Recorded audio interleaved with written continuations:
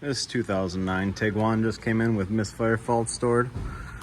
I just popped the engine cover off, and this is what I'm seeing. This is not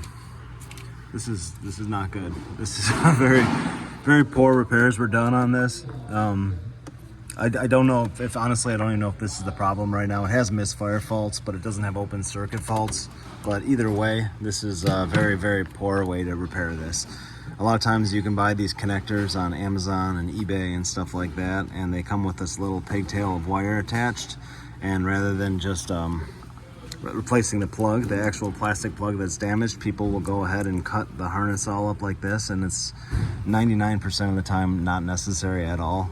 If you have to do it this way, if the actual terminals are damaged, you can do better connections than this. Use shrink wrap and solder, or if you're going to use butt connectors like this, use uninsulated ones and then put shrink wrap over the top and then actually shrink it.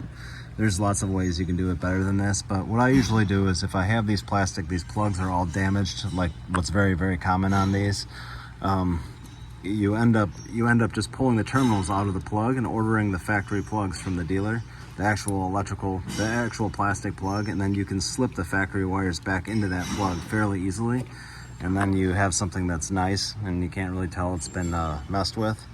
This is all, I can't trust really any of this stuff at this point. So the water ingress, these are supposed to be warmed up afterwards to shrink, this style of connector, and they weren't warmed up, so there's just been water getting in and probably bad connections here. But they also used really cheesy coils. I've never heard of this company before.